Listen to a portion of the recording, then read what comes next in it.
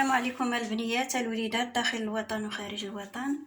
اليوم جيت نشارك معكم واحد الوصفة لعلاج الكحة، دقة بطلة للكحة. كنحتاج هنايا 2 ريوس ديال الثومه الحمراء ومعلقه صغيره ديال الزير. غادي نفركو هاد الثومه هنا بحال هكا،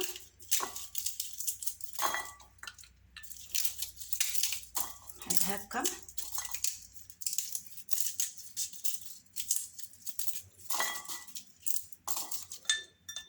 وغادي نخوي عليها الماء بارد بحال هكا.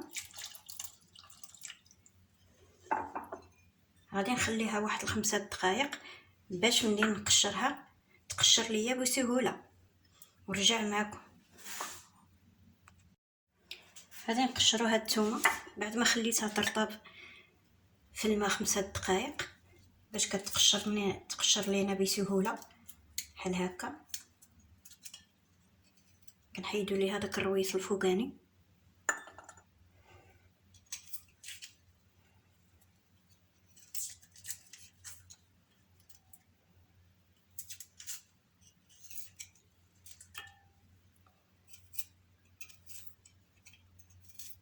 بحال هكا. الموس الا ما كانش عندكم ماضي ديروا ليه بحال هكا، بحال هكا. الا بغيتو تمطيوه بحال هكا. ها شوف،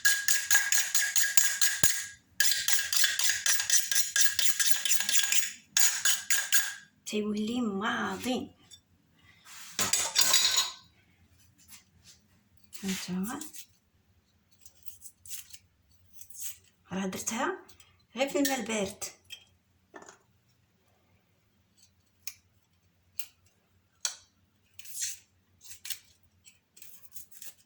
بحال هكا. غنكملها ونرجع معكم. هي الثومه ديالنا بعد ما قشرتها غادي نديرها في الكاسرونه وغادي نخوي عليها الماء حتى تغطى بالماء. وغادي نديرها واحد 5 دقائق فوق البوطه. ها هي الثومه ديالنا كتطيب، خليها واحد 5 دقائق تغلي في الماء ونرجع معكم. بعد ما تسلقت لينا الثومه ديالنا، ها هي. دابا غادي نديرها هنا باش نمعكها.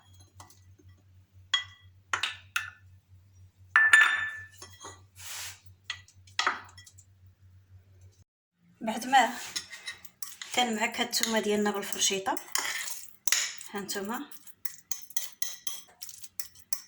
ها هي بحال الزبده. دابا غادي ندير عليها داك المعلقه ديال الازير، راه طحنتها.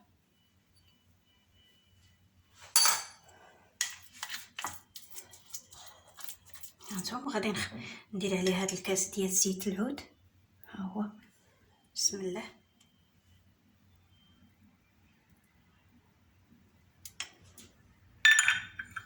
وصدقوني يا البنيات، دقه بطله للكحه.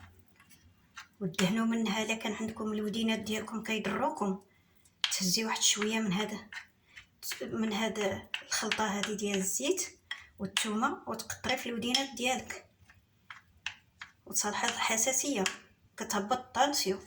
ودقه بطله للكحه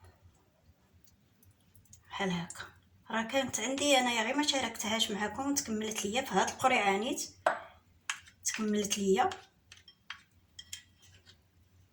وقلت انا ليه لا نشاركها مع بنياتي ووليداتي. هانتوما بسم الله بحال هكا.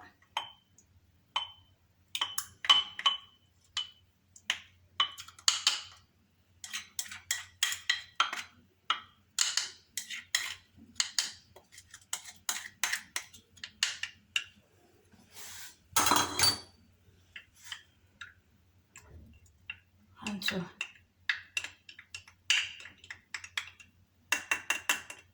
الدقه الاولى الا فيكم الكحه والدقه الاولى ما تخليها زعما حتى الغدا، ولا بتغدا نقولوا خليها حتى تطلق ولا شي حاجه. من الدقه الاولى هزي معلقه تدخلي للفراش، تدخلي للفراش وهزي معلقه كبيره وشربيها بحال هكا صافي. دابا مغطيه بالزيت، صالحه للكبار والصغار. صافي ها هي، ديروها في الباب ديال الثلاجه. وقت ما بغيتو تمشيو للفراش ديالكم تهزوا معلقه بحال هادي تشربوها وتدخلوا في الفراش ديالكم. والوليدات الصغار، وبسلامة عليكم البنيات الوليدات داخل الوطن وخارج الوطن. الله يحفظكم وينوركم وينور طريقكم ان شاء الله. خليت البنياتي ووليداتي راحة البال.